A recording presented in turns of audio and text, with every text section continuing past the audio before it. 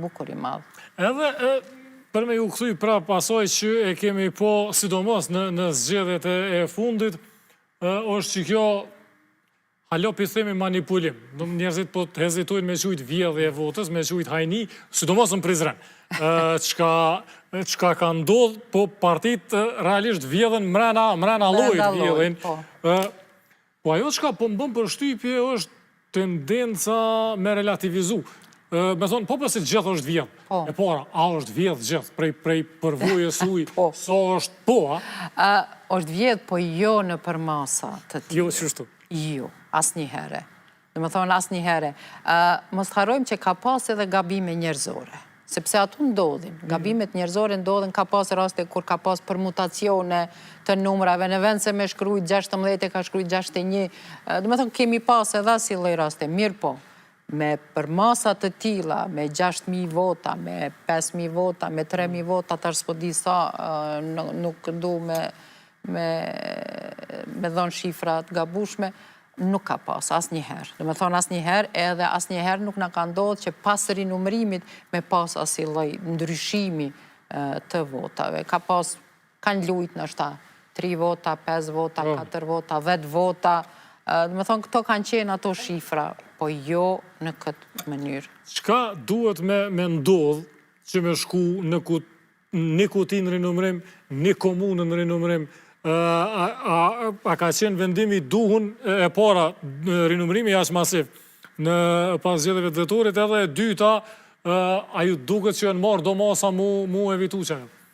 Po për me shku në rinumrim është kjo. Në me thonë, kur nuk përputhen votat...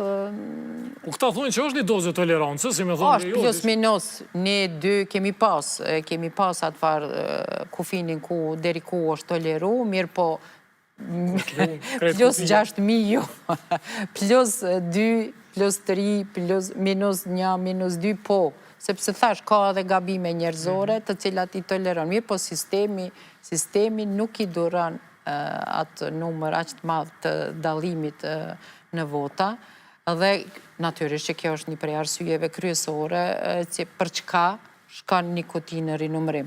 Një kuti në rinumrim mundet me shku edhe nëse ato shiritat nuk janë lidh si duhet, apo nuk janë ashtu si që parasheh procedura e QNR-s, dhe atëhere edhe në ato raste kanë shku në rinumrim, dhe kur ka pas vendime nga PZP-ja apo nga Gjykata Supreme. Në shumicën e rasteve KQZ-ja vet i ka dërgu në rinumrim, kur ka pa që ka mos përputhje të rezultateve apo të votave në një kuti, dhe ka shku vet në rinumrim, ndërkaq herën e kalume është dasht pa tjetër, sepse është pa që është një shpërputhje masive.